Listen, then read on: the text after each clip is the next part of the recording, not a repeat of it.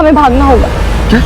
पापा को सब कुछ पता चल गया, वो हमें कभी एक होने नहीं देंगे।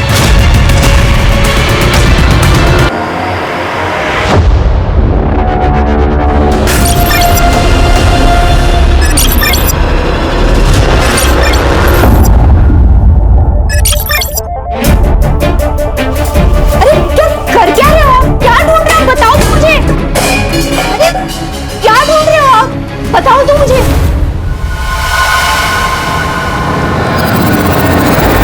अगर नाटक मत कर, मेरे को सब पता है। तूने जानबूझ के छुपाया ना। क्या? मेरा मोबाइल।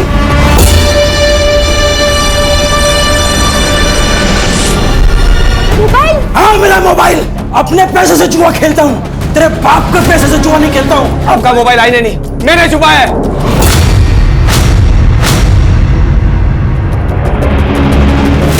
अरे मोबाइल दे। नहीं दूंगा मैं। कितने और लोगों से उधारी लेके अब तो लोग घर आने लग गए हैं। अपने बाप को मत समझा। और ये जो घर है ना, ये मैं बनाया है। तेरे को इंजीनियर भी मैं बनाया है। कुछ नहीं किया आपने, जो किया ही नहीं किया है। अच्छा, और आपको क्या? आप तो मेरी मैयत पे भी दारू पी के आएंगे, क्योंकि दारू आपसे छूट नहीं सकती। आपको जो करना है कर लीजिए, मोबाइल नहीं मिलेगा आपका। मोबाइल है मेरा। नहीं देगा मैं देगा मैं।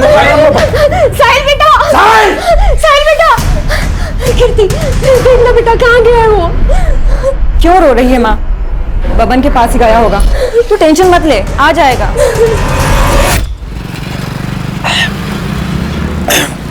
तू जानता है अपने बाप को, काय को दिल पे लगा ले रहा है। ये ले पियो। इस जहर को पीने के लिए कह रहा है। इसकी वजह से पूरा घर बर्बाद हो चुका है मेरा। मर जाऊंगा लेकिन कभी इस जहर को पीऊंगा नहीं। दारू को जहर नहीं बोलने का, अमृत है अमृत, समझा?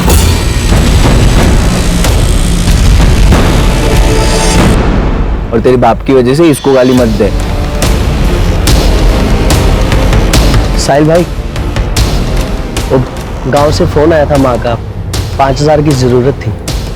मैं जल्दी लौटा दूंगा साहिल भाई।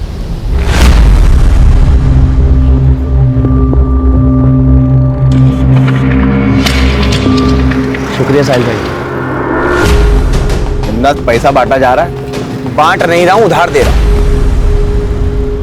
तेरी तरह चोरी के मोबाइल नहीं बेचता है, धंधा करता है। चोरी का मोबाइल बेचने में भी ना हिम्मत लगता है, समझा? और जीने के लिए जो चीजों की जरूरत है वो मैं करता है। यहाँ मेरे को ज्ञान मत बांट।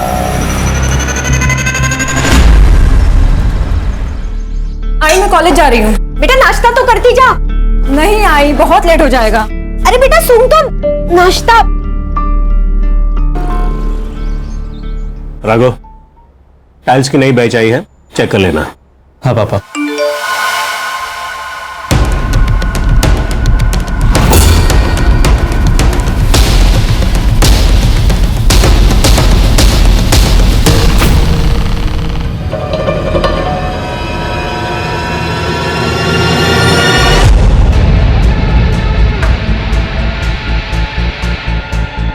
तुम भी खा लो। हाँ बस आप लोग कर शुरू करो। इधर ला, मैं भी तो देखूं किससे बातें कर रही है। राघव फोन दे मेरा। नहीं, मैं नहीं दूंगा। क्या चल रहा है? पापा, आपके लाडली का चक्कर चल रहा है बाहर। ये देखो, तो रोहिणी नाम भी झूठा सेव किया है, झूठी है ये। पापा मैं आपको बताने ही वाली थी कि वो नाम क्या है उसका? साहिल। क्या काम करता है? पापा लड़का सिविल इंजीनियर है, हम दोनों शादी करना चाहते हैं। अच्छा कमाता है, अलग से रहता है, फ्लैट में रहता है, मुझे बहुत खुश रखेगा। हमारी जात का है ना? हम में से एक है ना? हाँ हाँ, हम में से ही है, सेम कास्ट। तो फिर डर क्यों रही थी? पहले बता देती। और नहीं तो क्या, मुझे तो लगा कि लड़का झुपड़पट्टी वाला रहेगा, इसलिए नहीं बता रही है। लड़के के साथ फैमिली भी अच्छी होनी चाहिए ना। यार बताया ना उसने, फैमिली अच्छी है। बता कब मिला रही है? क्या बात कर रही है? मिलने के लिए बुलाया है? शादी के लिए मान गए बिना किसी तांडव के? वो मैंने ना एक छोटा सा झूठ बोला है। अब क्या बोल दिया? यही कि तुम अच्छी फैमिली से बिलोंग करते हो, तुम्हारे पापा जॉब पे जाते हैं और मम्मी हाउसवाइफ है। और मैंने ये बताया कि हम दोनों सेम कास्ट के हैं और तुम फ्लैट में रहते हो। फ्लैट? तो तुम फ्लैट तो लेने वाले हो ना, तो ये बात तो सच हुई ना। रितु, फ्लैट लेने वाला हूँ, लिया नहीं है यार। मुझे ये बताओ कि तुम कब आ रहे हो मिलने?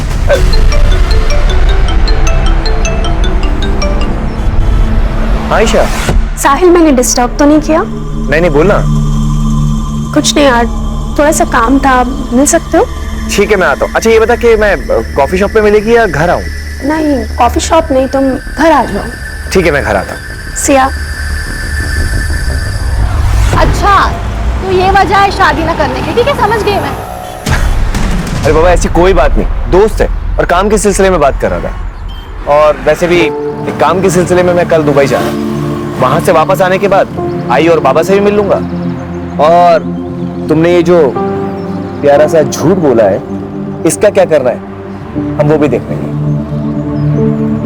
ठीक है।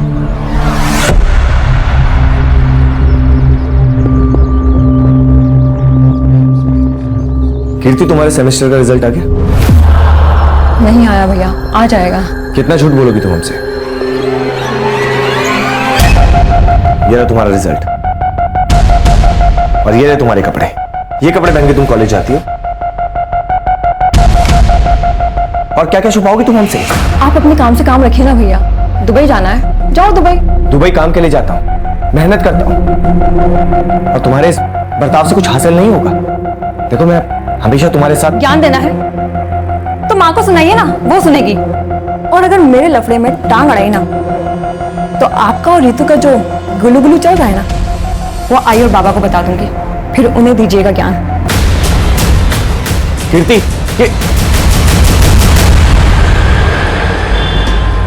कीर्ति की फिक्र होती है यार। वो तो फालतू टेंशन लेता है। वो क्या अब छोटी बच्ची रही है, संभाल लेगी अपने आप को। अच्छा सुन, बीच बीच में घर जाते रहे। आपको कुछ भी चाहिए तो ला देना यार, ऐसा मैं दे दूंगा तेरे को। बड़ा है पैसे देने वाला, मेरी भी माँ है वो।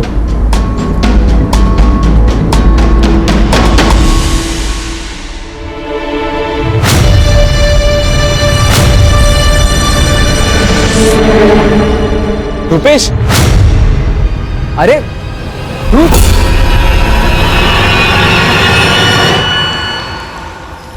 कैसा है भाई? ठीक हूँ, तू कैसा है? मैं भी ठीक।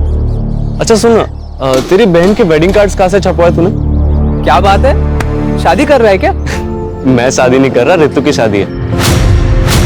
तो माँ ने बोला सब देख लेते हैं। रितु की शादी किससे? लव मैरिज है। एक मिनट, ये देख। इसके साथ? क्यों, क्या हुआ? पापा झूठ बोलिए, वो लड़का सड़ी चाली में रहता है, बाप बेवड़ा है, माँ दूसरों के घर पे काम करती है और वो दुबई वाली नौकरी। पता नहीं सच है कि झूठ है। ये सब कुछ झूठ है। और तू किस पे यकीन कर रहा है? उस रुपेश पे? माँ, वो रुपेश है ना, मुझे 3 बार प्रपोज कर चुका है, ये जानते हुए भी कि मैं इसकी बहन हूँ। ऐसे दोस्त है तुम्हारे? हाँ, देख, झूठ मत बोल। मैं झूठ नहीं बोल रही। ठीक है, सब झूठ है ना, तो उसे उसके घर वालों को हम साथ में मिलेंगे। सब कुछ सही रहा तो शादी करा देंगे, लेकिन अगर झूठ हुआ तो तुम्हारी जान मैं खुद लूंगा। रितो,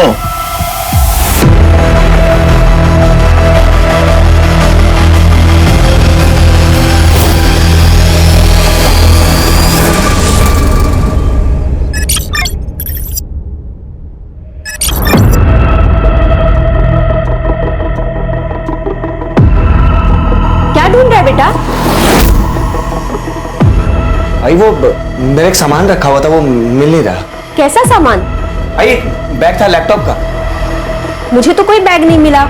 आई बाबा कहाँ है? अभी तक घर नहीं आए।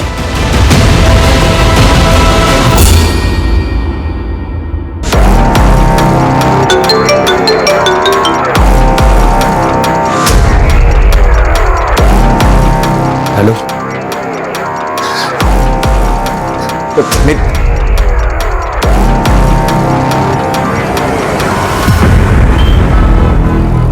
एक हफ्ते से कॉल कर रही हूँ साहिल, तुम कॉल क्यों नहीं उठा रहे थे?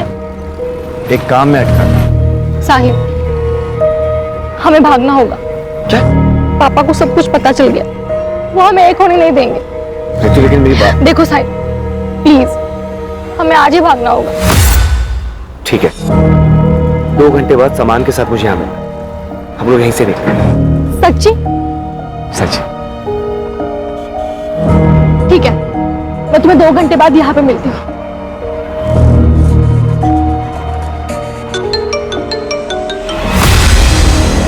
हेलो, एक काम था।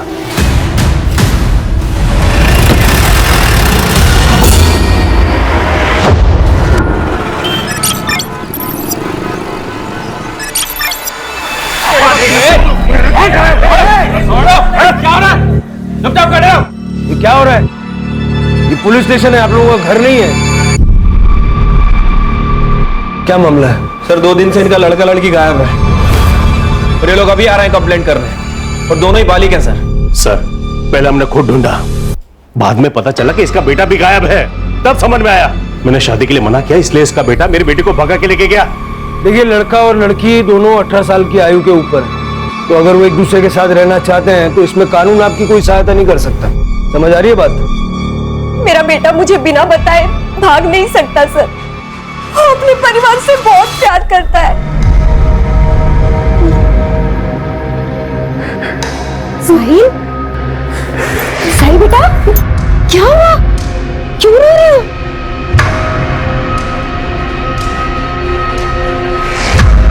मुझे माफ कर दो बेटा, तुम्हारे बाबा की वजह से तुम्हारी जिंदगी खराब हो रही है। तुम एक काम करो, तुम चले जाओ यहाँ से, दुबई में ही रहो, मैं यहाँ सब संभाल लूंगी। मैं आप लोगों को छोड़कर कहीं नहीं जाऊंगा। देखिए, हर माँ को उसका बेटा सही लगता है। वो बात नहीं है सर, पर उस दिन कुछ लोग आए थे घर पे। साहिल! साहिल! ये क्या बदतमीजी है? अंदर कैसे है? साहिल कहाँ है? क्या चाहिए तुम्हें? साहिल नहीं है यहाँ पे। अंदर ले। अरे अरे, ये क्या बदतमीजी है? ये कौन हो आप लोग? क्यों आए तुम कमरे में? क्या चाहिए तुम्हें? क्या सुन रहे हो? कुछ नहीं है उसमें। नहीं, देखो आंटी, उसके पास एक बैग है। कहाँ पे वो बैग? मुझे नहीं पता। नहीं पता तो अपने बेटे को पूछ, बैग कहाँ है? अगर हमारा पैसा नहीं मिला ना तो समझ जाओ। इसीलिए साहिल हमें पुराने घर से नए घर में लेके गया। ठीक है, आप लोग जिस घर में रह रहे हैं उसके मकान मालिक या फिर ब्रोकर का नंबर है? हाँ सर, नंबर है। दे दीजिए, कंपनी का नाम, नंबर, डिटेल वगैरह सब दे दीजिए। सब झूठे सर, मेरे बेटे ने पूरी इंफॉर्मेशन निकाली है। हर तीसरे दिन में तो घर आता था। अब ऐसी कौन सी कंपनी है जो हर तीसरे दिन दुबई से उसको इंडिया भेजती है? वो हम देख लेंगे, आप लोग अपनी अपनी कंप्लेंट लिखवा दीजिए।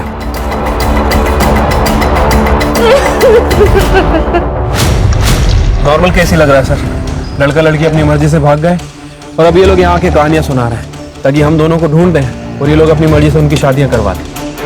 पहली नजर में तो ऐसा ही लग रहा है शिरके, लेकिन मेरी गट फीलिंग कहती है कि कुछ और भी है। और जब ये गट फीलिंग आती है ना तो दिमाग बहुत तेजी से दौड़ता है। दोनों का सीढ़ियां निकालो और लास्ट लोकेशन निकलवाओ, और जिस बिल्डर ने इनको फ्लैट बेचा उसको बुलाओ। सर ये वाला फ्लैट दिखाया था मैंने। क्या प्राइस होगी इसकी? 55 लाख। और वैसे भी सारा पैसा कैश में पेमेंट करने वाला था। सारा पेमेंट कैश में करने वाला था? जी, कई लोग लेते हैं इसे, तो मुझे लगा ये भी ले रहा होगा। और इतना ही नहीं, उसने 7 लाख रुपए मुझे एडवांस भी दिया, लेकिन हाँ वापस ले लिया। कब की बात है? सर ये 1 तारीख को उसने मुझे पैसे दिए और 4 तारीख को रिटर्न लिया। तो तुमने पूरा पैसा वापस भी दे दिया? हाँ सर, क्या करता भी, देना तो था ना, लेकिन 5% एज पर पॉलिसी मैंने अपना कट करके दिया। और कहाँ दिया? साहब मुझे क्या पता, दिए होंगे पैसे, मुझे तो चाय बनाने से फुर्सत नहीं है। 9 बजे की बात है ये, और तू कह रहा है कि तू 7 बजे ही बंद करके चला गया था। साहब मैं सच बता रहा हूँ, मुझे कुछ नहीं पता। हाँ राणे,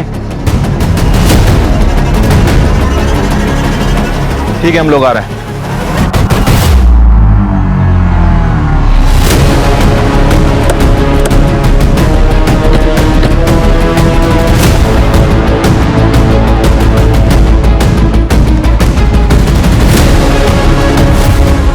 आपकी गट फीलिंग सही थी सर। ये केस जितना सिंपल दिख रहा है उतना है नहीं। वो बिल्डर के स्टेटमेंट के हिसाब से वो बिल्डर साहिल को 55 लाख में घर बेचने वाला था और ये सारी डील कैश में होने वाली थी सर। जब मैंने चाय वाले से इंक्वायरी की तो पता चला कि उसे भी इस डील के बारे में मालूम है और चाय वाले की टपरी यहाँ से केवल 500 मीटर दूर है। कहीं ऐसा तो नहीं कि लालच में आके उस चाय वाले ने मर्डर किया? पॉसिबिलिटी तो है। ये साहिल कौन सी कंपनी में काम करता था और उसके घर जो धमकाने के लिए लोग आए थे वो कौन थे, जरा पता करो। वो चाय वाले को भी बुलवा लो। अगर साहिल की बॉडी यहाँ मिली है तो क्या ऋतु को भी?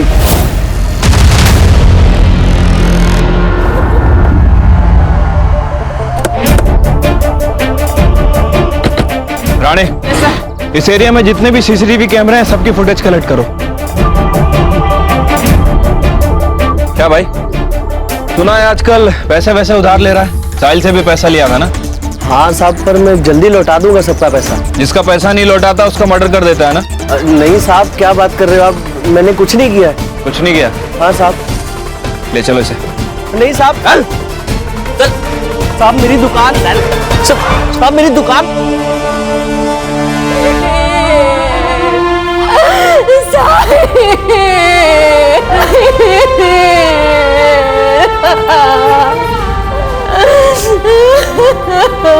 तुमने मार डाला मेरे बेटे को। तुम्हारी शराब और जुए की आदत ने मार दिया मेरे बच्चे को, मार दिया, मार दिया।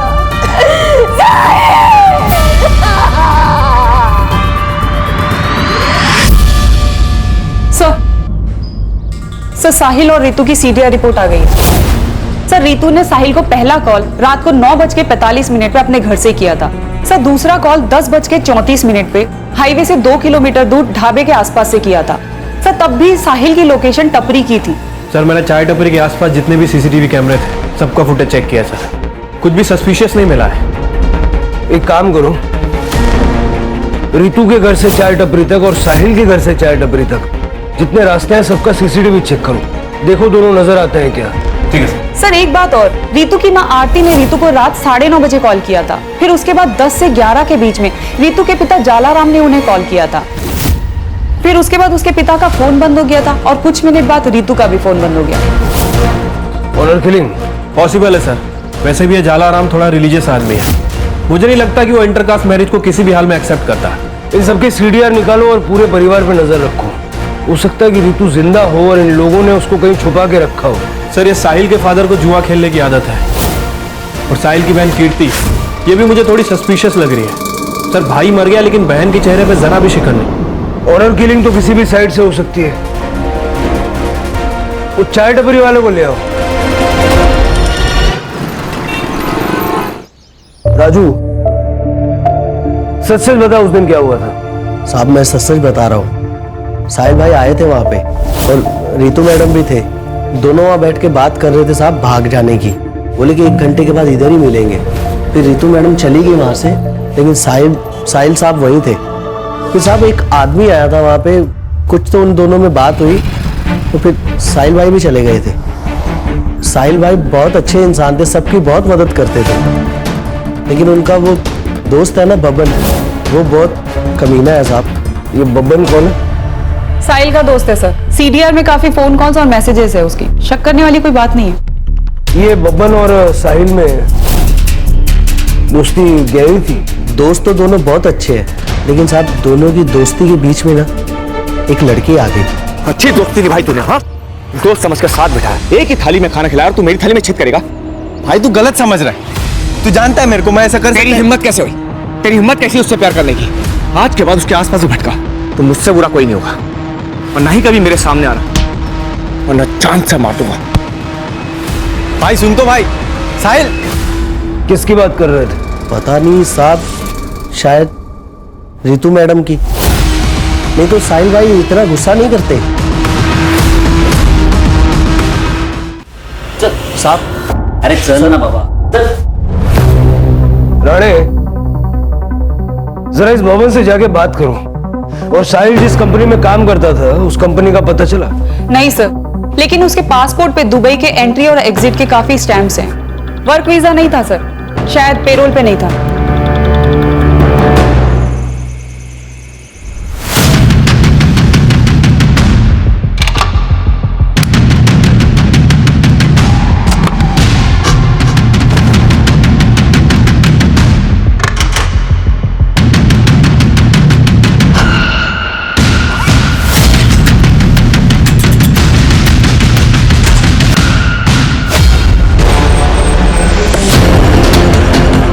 ये ऋतु और साहिल का फोटो दिखा के जरा आसपास पता करो।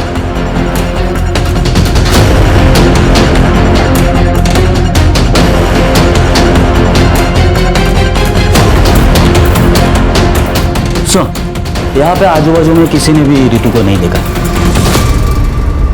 हाँ चिरके बोलो। सर, ऋतु के फोन की लास्ट लोकेशन जहाँ एक्टिव थी हम लोग वहीं पे आए हैं, बट अभी तक ऋतु के बारे में कोई लीड नहीं मिली है। तो उस एरिया का सीसीटीवी चेक करो, वहाँ ऋतु या फिर कोई सस्पिशियस एक्टिविटी नजर आ रही है क्या? देखो। सीसीटीवी तो काफी मुश्किल है सर, क्योंकि एरिया भी काफी सुनसान है और आगे जंगल भी है।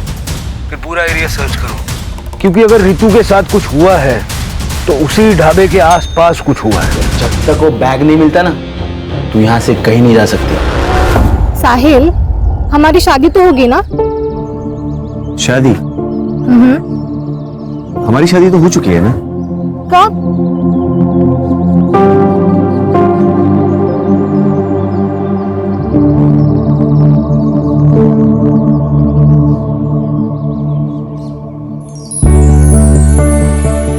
खुश? बड़े फिल्मी हो तुम। मैं तुमसे बहुत प्यार करती हूँ, तुम मुझे कभी छोड़ के मत जाना। हुँ? कभी नहीं जाऊंगा। वो साहिल का बाप पक्का जुआरी, बहुत कर्जे लेते उसने, लेकिन अभी 2-3 दिन हो गए किधर दिखाई नहीं दे रहे। उस दिन कुछ ढूंढ रहे थे घर पे, वो मिला नहीं उन्हें, फिर वो कहीं चले गए।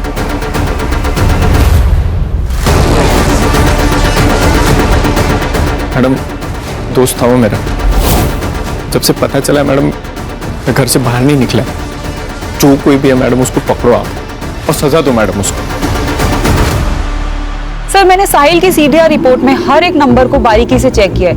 एक नंबर है सर असलम परवेज का, हिस्ट्री शीटर है सर, 2 मर्डर केस में अंदर जा चुका है, अभी पेरोल पर बाहर है। सर ये साहिल के जॉब की कहानी कुछ समझ नहीं आ रही, कुछ गड़बड़ लग रही है सर। हो सकता है कि साहिल किसी इलीगल काम में इन्वॉल्व था और उसके पास कुछ पैसा भी था। जैसा कि साहिल की माँ ने कहा था, कुछ लोग घर आए थे धमकाने, ये वही लोग होंगे जिनको साहिल का पैसा चाहिए था। हो सकता है सर। सर ये कुछ बैंक रिपोर्ट्स की डिटेल्स है। सर, साहिल की बैंक अकाउंट डिटेल्स है। पिछले 2 महीनों में 3 बार ट्रांजैक्शन हुए हैं। एक बार 2 लाख रुपए, एक बार 3 लाख रुपए और एक बार 5 लाख रुपए डिपॉजिट हुए। कौन है ये दाता? हम 3 ट्रांजैक्शंस की बात करेंगे। तुमने साहिल को पैसे ट्रांसफर किए थे, क्यों? सर, वी वर क्लासमेट्स, अच्छे दोस्त हैं हम। ही नीडेड अ लोन, मैंने उसको दे दिया और उससे कहा था कि वो वक्त पे पैसे वापस कर देगा। इसके अलावा कुछ नहीं। पक्का ये पैसे दोस्ती में भेजे थे ना, या कोई और बात थी? Sir, I have nothing to hide. और भला मैं क्यों झूठ बोलूंगी? आप उसकी गर्लफ्रेंड ऋतु से क्यों नहीं पूछते? ऋतु खुद गायब है।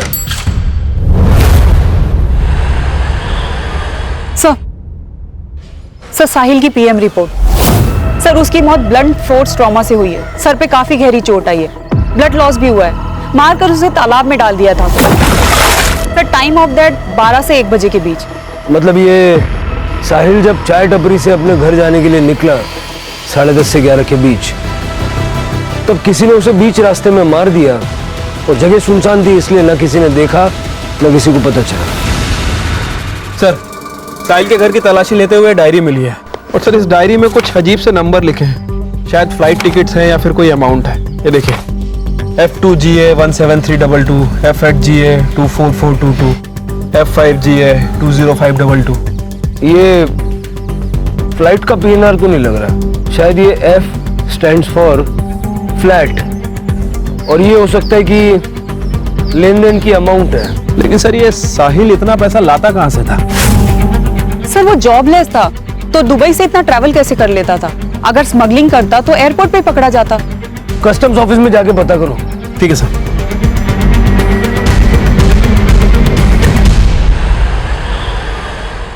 सर, ये देखिए, मैं ऋतु का सोशल मीडिया अकाउंट चेक कर रही थी सर। काफी फेमिनिस्ट और एक्टिविटीज टाइप लड़की लगती है। सर, इसने अपने सोशल मीडिया पे इक्वालिटी और नो कास्टिज्म की बात की है। इसकी पोस्ट पे रुपेश नाम के लड़के ने हेट कमेंट किया है उसके बाद इन दोनों के बीच चैट पे लड़ाई भी हुई है। मैंने रुपेश का अकाउंट भी चेक किया सर।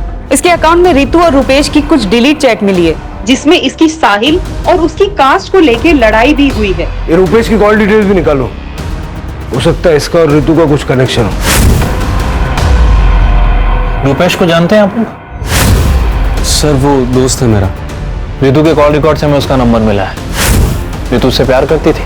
हाँ सर, रितु ने इस बारे में बात की थी, लेकिन हमने माना नहीं, क्योंकि हमें लगा कि रितु साहिल को डिफेंड करने के लिए झूठ बोल रही है। ये रुपेश गायब है और इसका फोन भी बंद है। तुम्हें पता है कि कहाँ गया होगा? नहीं सर। ठीक है, कुछ फोन वगैरह आए तो डायरेक्ट इन्फॉर्म करना। ठीक है सर। सर, रितु के घर के बाहर एक सीसीटीवी कैमरा है, वहां का फुटेज मिल गया है सर। ये देखिए सर, ये कार रात में 12 बजे से 1 बजे तक रितु के घर के आसपास घूम रही है और उस डायरेक्शन में भी जा रही है जहां से रितु गायब हुई थी। इसका नंबर साफ साफ विजिबल है। इसकी डिटेल्स निकालने के लिए बोल दिया सर। गुड।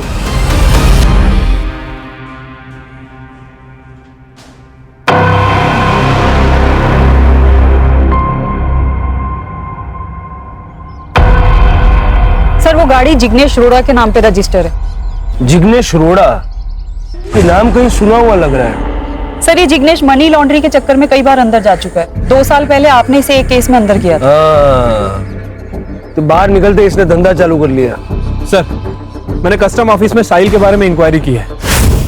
उनका कहना है कि उन्हें शक है कि साहिल दुबई से गोल्ड स्मगलिंग करता है। और इतना ही नहीं सर, उसके साथ एक लड़की भी इन्वॉल्व है। ये उसका फोटो है। आयशा, अब समझ में आ रहा है इसका गेम।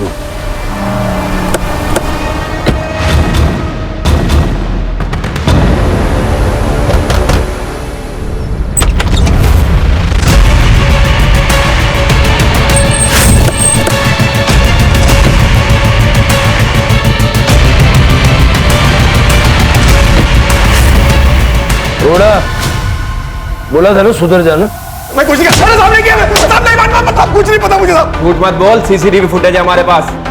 तेरे कॉल रिकॉर्ड बता रहे कि 4 तारीख को तूने आयशा को फोन किया था, ठीक वहां से जहां से रितु गायब हुई थी। देख, साहिल और आयशा के खिलाफ कस्टम ऑफिस से सबूत मिल चुका है। अब सीधे सीधे बोल, वो लोग कहां पे?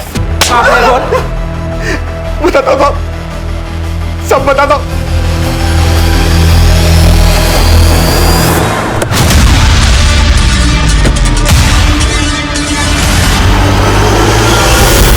एम्बुलेंस को फोन करो। आपके खिलाफ हमारे पास 2 एविडेंस है। यह है कस्टम ऑफिसर्स की रिपोर्ट। इसमें साफ साफ लिखा है कि आप और साहिल दुबई से गोल्ड स्मगलिंग करते थे, और ये आपकी कॉल रिकॉर्ड। इससे साफ पता चलता है कि 4 तारीख को आप रितु के घर के आसपास मंडरा रही थी। अब सीधे ये बताइए कि क्यों मारना चाह रही थी रितु को? देखिए सर, साहिल मेरे लिए दुबई से गोल्ड की स्मगलिंग करता था। मुझे पता है तेरी जॉब चली गई है और तुझे पैसों की सख्त जरूरत है। मैं तेरी हेल्प कर सकती हूँ, लेकिन उसके लिए तुझे मेरा एक काम करना होगा। दुबई से गोल्ड के कुछ पैकेट्स इंडिया लेकर आने होंगे। लेकिन ये तो गलत काम है ना। एक गलत काम करने से अगर तेरी लाइफ सही हो जाए तो वो अच्छा है ना। सोच तू गाड़ी ले सकता है, एक बड़ा घर खरीद सकता है, अपनी बहन की शादी करा सकता है। अरे तू खुद शादी कर सकता है।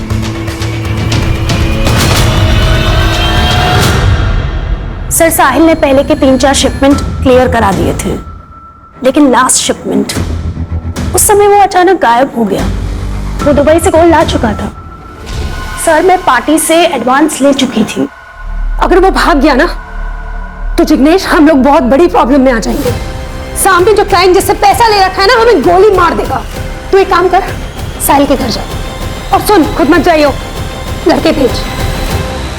मुझे वो बैग चाहिए बस।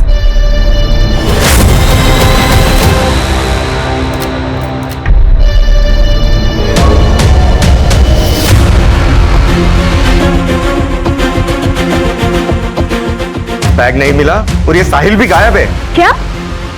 तू एक काम कर, उसकी गर्लफ्रेंड रितु को उठा, खुद ही आएगा बैग लेके।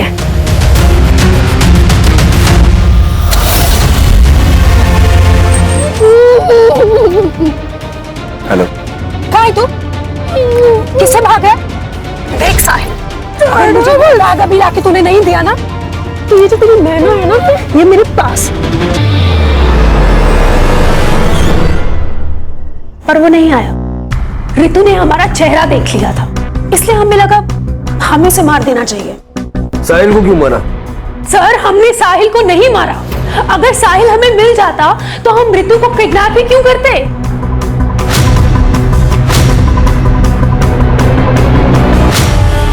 क्या लगता है सर? शायद सच बोल रहे हैं, लेकिन ऐसे यकीन कैसे कर लें? इंट्रोगेशन चालू रखो। रूपेश का पता चला? अभी तक तो नहीं सर। सर रुपेश पकड़ा गया। उसके बैंक ट्रांजैक्शन पे हमारी नजर थी सर। उसने लोनावला के पास एक होटल पे अपना कार्ड स्वाइप किया था। हमने लोनावला पुलिस स्टेशन से कोऑर्डिनेट किया, वो लोग यहाँ लेके आ रहे हैं।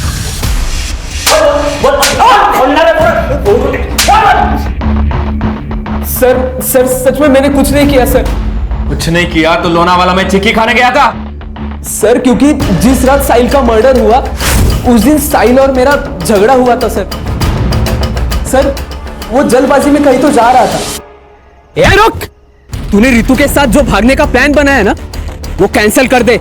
उस चाय वाले ने मुझे तुम दोनों के प्लान के बारे में सब कुछ बता दिया। चुपचाप घर चला जा, वरना बहुत बुरा होगा। साइड हट। ए! मैंने उसके भाई को कॉल करके सब बता दिया है। डरता नहीं हूं मैं, समझा?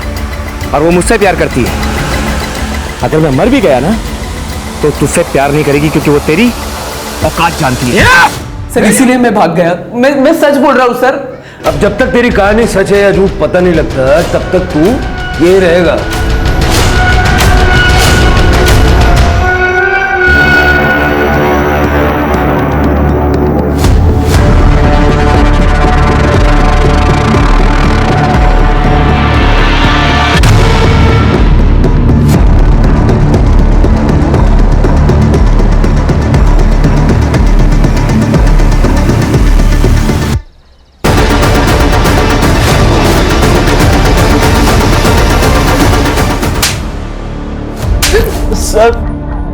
सर मैंने ही रुपेश भाई को बताया था। उन्होंने मुझे रितु मैडम और साहिल भाई के बारे में बताने के लिए 2000 रुपए दिए थे। सर राजू के ठेले से जो बाल मिले थे उसकी डीएनए रिपोर्ट। सर वो बाल राजू के ही हैं। सर रितु और साहिल से रिलेटेड कोई ट्रेसेस नहीं मिले। क्यों सर? सर अरे चल रहे। सर पटेल ज्वेलर से कॉल आया था। उनके यहाँ पे एक आदमी है जो हर दूसरे दिन गोल्ड बिस्किट बेचने आता है, वो भी बिना रिसिप्ट के। सर अगर आयशा के स्टेटमेंट को माने कि साहिल का सोना चोरी हुआ है, तो शायद ये वही आदमी हो सकता है। Make a trap.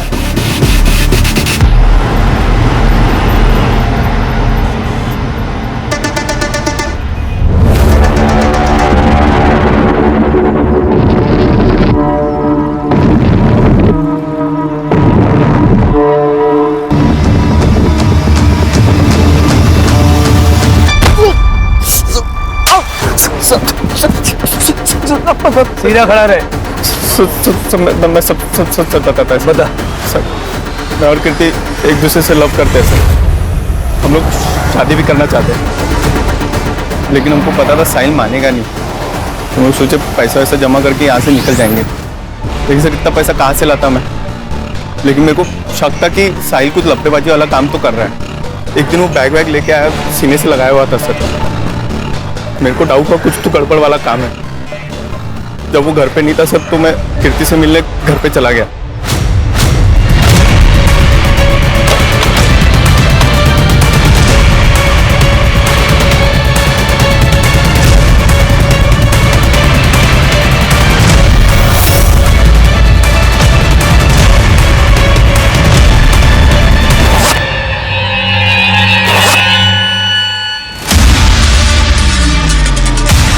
सोचा सारा सोना बेच के हम लोग शिमला शिफ्ट हो जाएंगे, वहाँ पे कोई पकड़ेगा नहीं तो सर। तो जब तुझे गोल्ड मिल गया तो लालच आ गया, और जब साहिल को पता चला कि उसका गोल्ड तूने मारा है, तूने उसको मार दिया। मैंने साहिल को नहीं मारा सर, आई शपथ सच बोल रहा है मैं सर। 4 तारीख को कहा सर थोड़ा सा सोना मैं बेच दिया था, तो मुंबई के बार में रात भर पिया मैं उस दिन। सच नहीं बताएगा ना तो पेट में से सारा सच बाहर निकल बोल। सर मैं सच बता रहा हूँ सर। सर मैंने साहिल को नहीं मारा सर, दोस्त था वो मेरा। उस दिन राघव उसको मारने को आया था तो मैं नहीं बचाया था सर। अब लोग मिलते हैं टपरी पे राजू। ठीक है, चल क्या बाय। चल ध्यान रखियो, बाकी बताइए। हाँ तू भी ध्यान रख। दूर रह मेरी बहन से, वरना जान से मार दूंगा तुझे मैं। छोड़ छोड़ छोड़ छोड़, दोबारा हाथ लगाया ना यही गाड़ देगा मैं तेरे को, समझा? याद रखना, छोड़ूंगा नहीं तुझे मैं। सर मैं सच बता रहा हूँ, मैंने साहिल को नहीं मारा है। आई शपथ सर, मैंने सही में नहीं मारा। क्यों गया सर लेकिन मैंने सच बताया सर। सर ये राघव के हाथ में उस दिन मैंने काफी एक्सपेंसिव वॉच देखी थी। ये रुपेश के स्टेटमेंट के हिसाब से जब उसका और साहिल का झगड़ा हुआ तो उसने राघव को कॉल किया था। राघव को उठा और उसके घर की तलाशी लो, वारंट में निकलवा दो। ठीक है।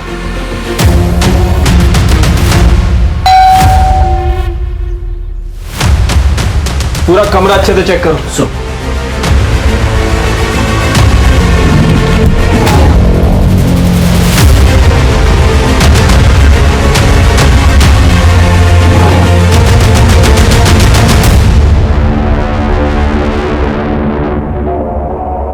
सर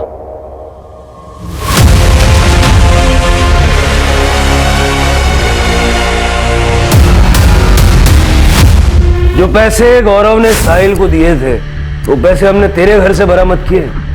चल तब बता क्यों और कैसे मारा? सर हम लोग सोसाइटी में रहते हैं, हमारा लोगों के साथ उठना बैठना रहता है। अब ये निचली जाति वाला हमारी बराबरी करेगा, इस बात से लोग बातें करने लगे थे। और ये मेरी बहन घूम रही थी उस साहिल के साथ, गुस्सा आ रहा था मुझे। और उस रात मुझे रुपेश का कॉल आया। हाँ रुपेश बोलना। तेरी बहन और साहिल आज रात को भागने वाले हैं। कहाँ है तू?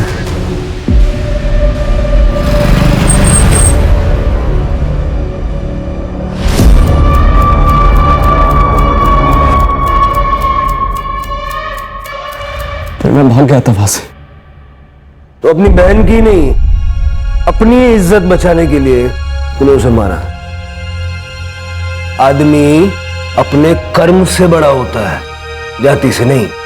21वीं सदी में जी रहे हैं हम लोग, और तेरे जैसे कुछ पिछड़े लोग अपनी ऊंची जाति की फिक्र करने में लगे हैं।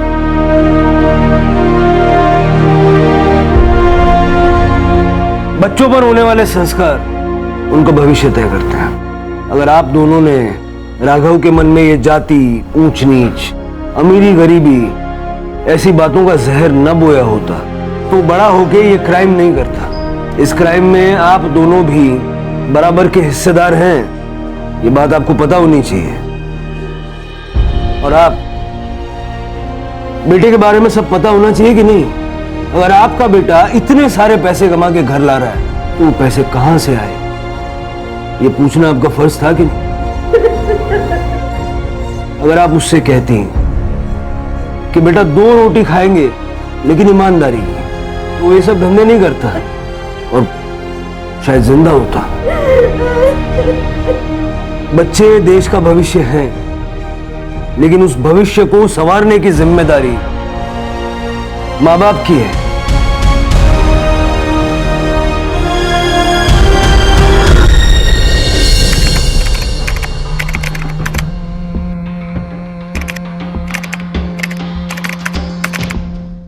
क्राइम पेट्रोल के ऐसे ही मजेदार एपिसोड्स देखने के लिए हमारे चैनल को सब्सक्राइब करें